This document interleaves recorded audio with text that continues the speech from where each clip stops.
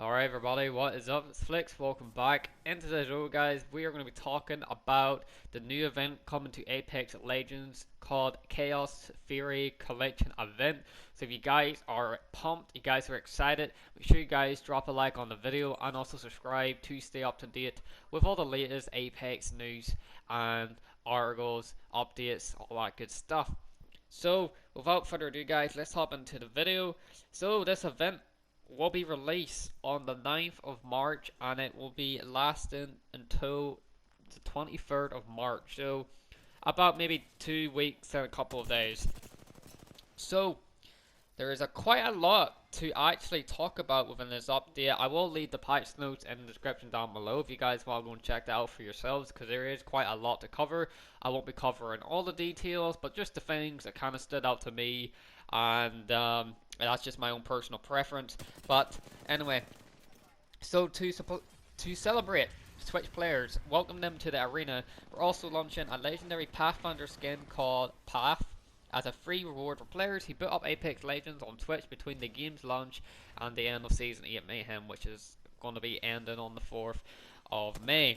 So anyone on Nintendo's Twitch should be getting a nice cool skin for Pathfinder if you like playing Pathfinder. Since we're launching a few weeks after the start of Season 8, Switch players will grant 30 free levels for their Season Pass, and for the first 2 weeks after launch playing Switch, we'll also earn new double XP.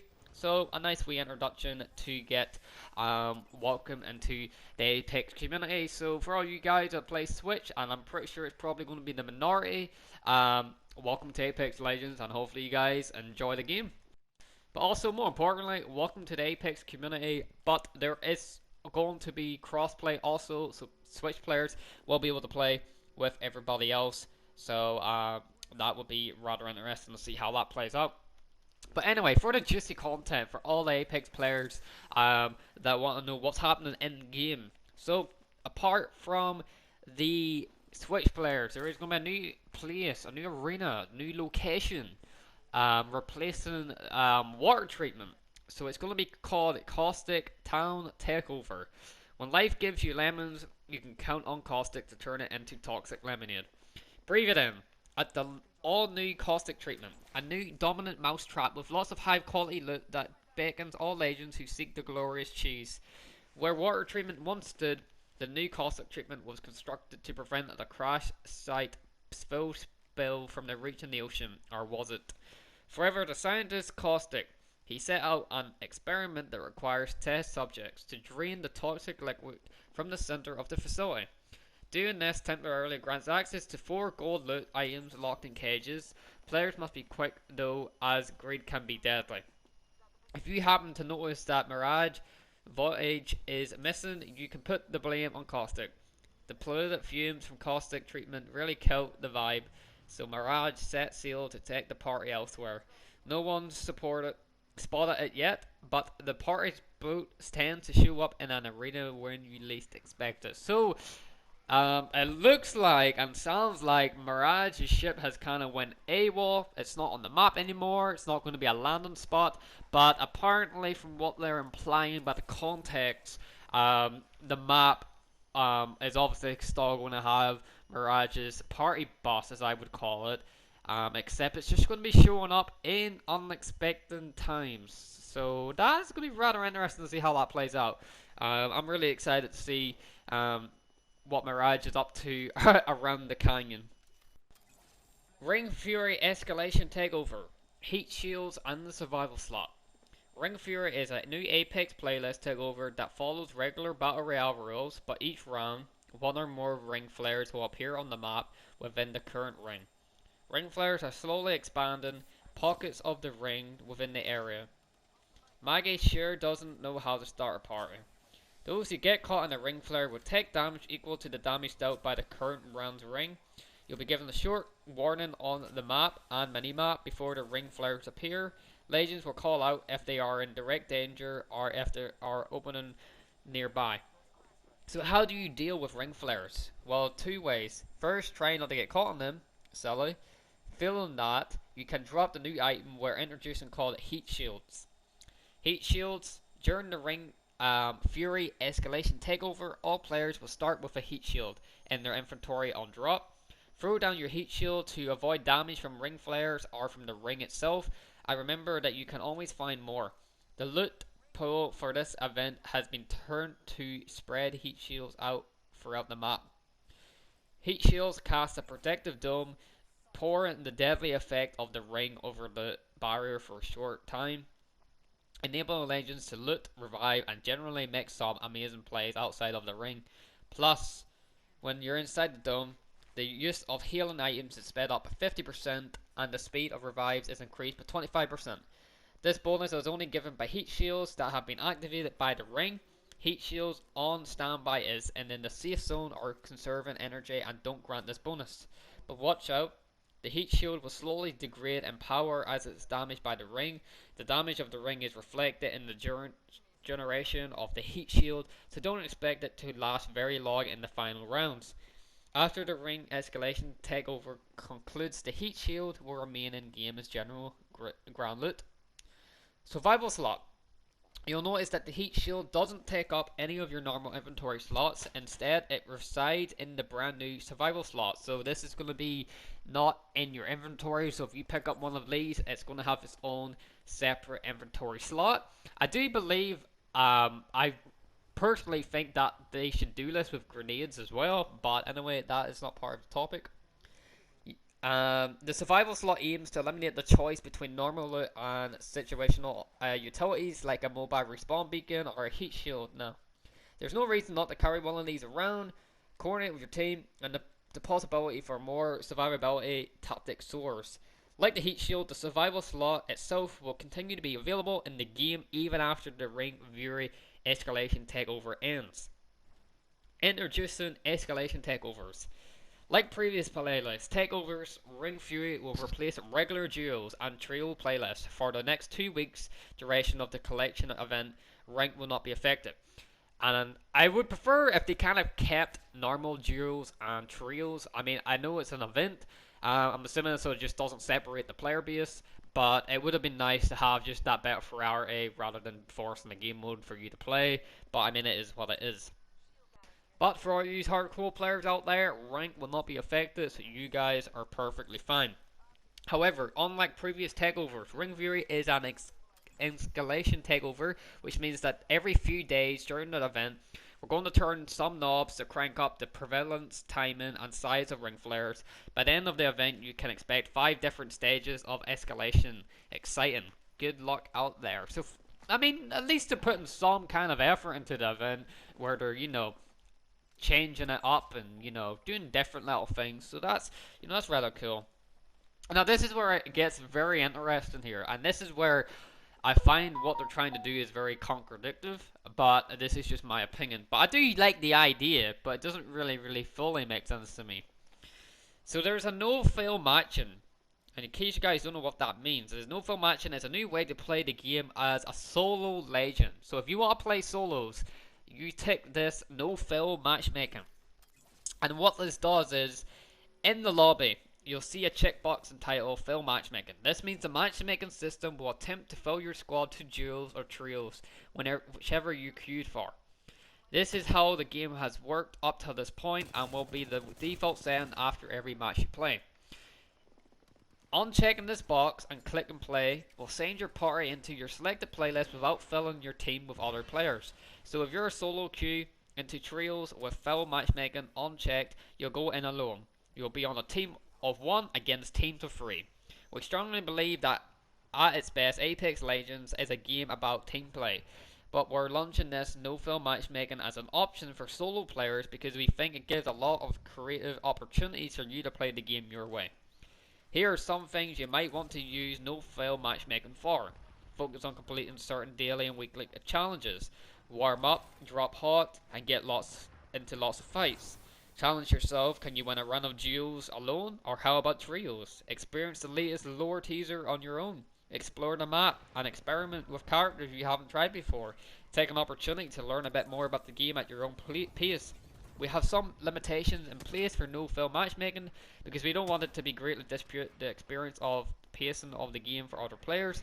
We only allow 6 potential no fill players in any match, and the feature isn't available in ranked. Give it a shot and we'll let us know what you think. So it's a cool idea. Don't get me wrong. I think it's a cool idea, but I don't understand why you guys just don't add a solo game mode. All right. I love Apex. It's a brilliant game, and I've only recently gotten back into it. But why have you guys not added a solo game mode? Right? I'm fed up playing this game. I'm getting stuck with just absolute horrible teammates. And I understand what they're trying to achieve with teamwork because the game is very focused on team base and working together. But whenever you're playing with randomers that don't have a clue what they're doing, it gets frustrating, man. And it's just horrible. It's a horrible experience, and it's just not fun for anybody. But anyway, that's just my opinion. But I guess at the day we'll see how it goes. Chaos Theory Collection Event and Rewards Track. In a collection event without new unlockables. Let's start with the freebies. As usual, the Chaos Theory Collection event brings a reward track with all new earnable cosmetics, as this time including legendary Krabba and the EVA 8 weapon skins among the goodies. And I will have an image on screen for you guys of the kind of cosmetics you can kind of get. They've done it with the anniversary event. And after you get all those cosmetics, then you have to kind of buy them with Apex packs to get the rest. You can earn 1,000 points per day on challenges, refresh daily.